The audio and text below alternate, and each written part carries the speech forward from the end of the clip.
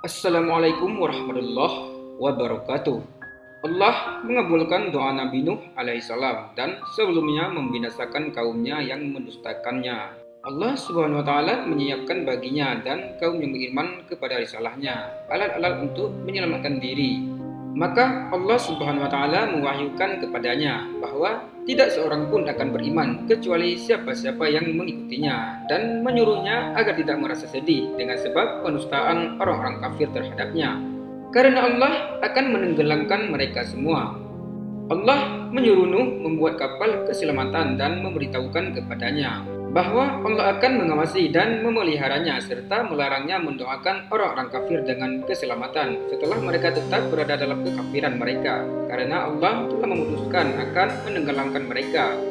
Nabi Nuh alaihissalam mulai membuat kapal dan ia pun ikut bekerja sebagai tukang kayu sehingga diejek oleh orang-orang kafir lantaran pekerjaannya itu.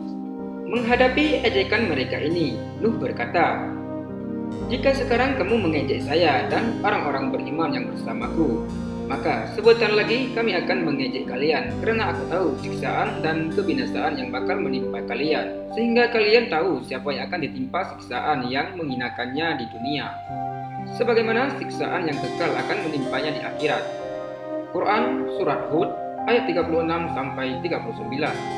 Nabi Nuh alaihissalam menyelesaikan pembuatan kapalnya dan tampak tanda-tanda permulaan siksaan, yaitu memancarnya air dari bumi. Maka Allah menyuruh Nabi Nuh alaihissalam mengumpulkan setiap jenis hewan yang hidup sepasang-sepasang, jantan dan betina, untuk dibawa bersamanya ke dalam kapal supaya tetap hidup setelah musnahnya makhluk hidup dan bisa berkembang biak kembali di bumi. Demikianlah Allah menyuruh Nuh membawanya di dalam kapal, keluarga dan para kerabatnya, serta perkecualian 2 orang di antara mereka. Lantaran kafir kepada Allah, mereka adalah salah seorang istri dan anaknya. Nabi Nuh menyiapkan kapalnya dan berkata kepada orang-orang yang beriman, "Naiklah di dalamnya dengan menyebut nama Allah Ta'ala di waktu berlayar dan berlabuh.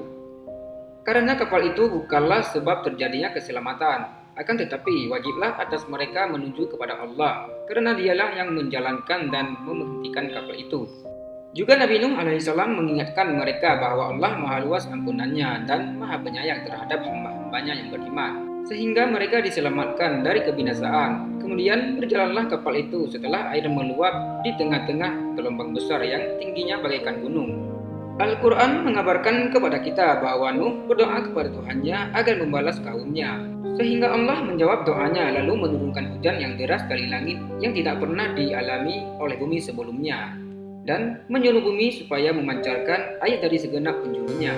Maka berkumpullah air dari langit dan bumi, sehingga timbul air bah yang hebat yang ditakdirkan Allah dengan doa nabinya untuk membinasakan orang-orang kafir, sambil menyiapkan jalan keselamatan bagi Nuh dan orang-orang yang beriman bersamanya di atas kapal yang berjalan dengan perlindungan Allah dan pemeliharaannya. Nabi Nuh alaihissalam teringat akan putranya sebagai seorang bapa yang sayang kepada anaknya. Nabi Nuh alaihissalam memanggil untuk naik ke atas kapal bersama keluarganya yang lain, sedangkan putranya itu tetap dalam kekafiran. Maka Nuh berkata, "Hai anakku, naiklah engkau bersama kami supaya engkau selamat dari kehanyutan, dan janganlah engkau masuk ke dalam golongan orang-orang kafir yang mengingkari agama Allah." Akan tetapi putranya tidak menjawab seruan Allah dan tetap durhaka dan menduga bahwa apa yang terjadi itu merupakan peristiwa-peristiwa alam biasa dan berharap akan bisa selamat tanpa naik ke atas kapal. Maka ia pun berkata kepada ayahnya, "Aku akan berlindung ke gunung yang tidak bisa dicapai oleh air sehingga aku tidak tenggelam." Ayahnya menjawab, "Tidak ada satu kekuatan pun yang sanggup mencegah tenggelamnya seseorang yang telah ditakdirkan Allah bahwa ia bakal tenggelam sebagai balasan bagi orang-orang kafir." Putranya tetap menolak dan menyangka bahwa usahanya untuk mencapai puncak gunung bisa menyelamatkan dari tenggelam.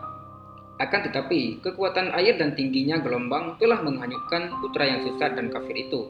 Timbullah rasa kasihan dalam hati Nabi Nuh terhadap putranya. Maka ia pun memohon kepada Tuhannya dengan khusyuk agar sudi menyelamatkan putranya.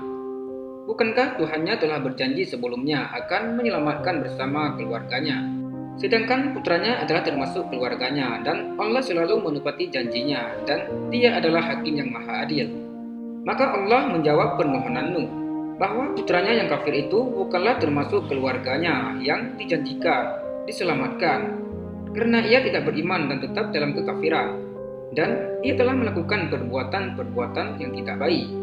Allah melarang Nuh untuk memohon sesuatu kecuali bila mana ia merasa yakin bahwa hal itu benar dan tepat, sebagaimana Allah melarang agar tidak masuk dalam golongan orang-orang yang berbuat aniaya dan memohon keringanan bagi hukuman Allah sekalipun yang berbuat itu putranya, dan beranggapan bahwa kasih sayang bapa dapat mengalahkan hukum Allah.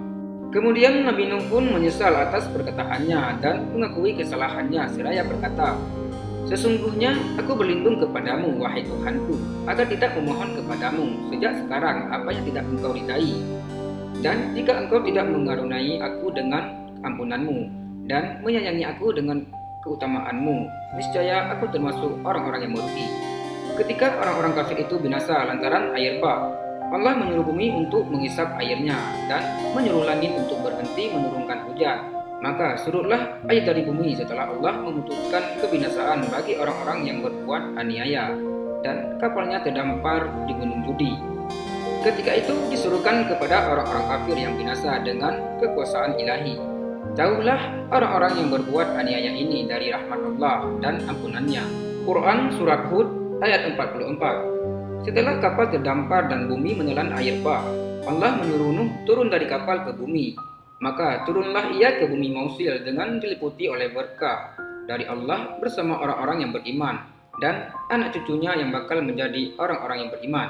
Sebagian mereka akan menjadi umat yang akan menikmati dunia dan kebaikan-kebaikannya.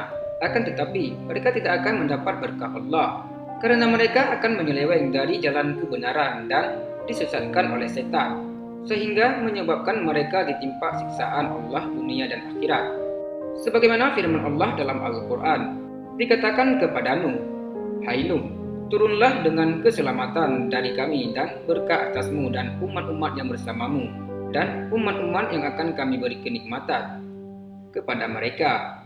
Kemudian mereka itu akan ditimpa siksa yang pedih dari kami." Quran Surat Hud ayat 48.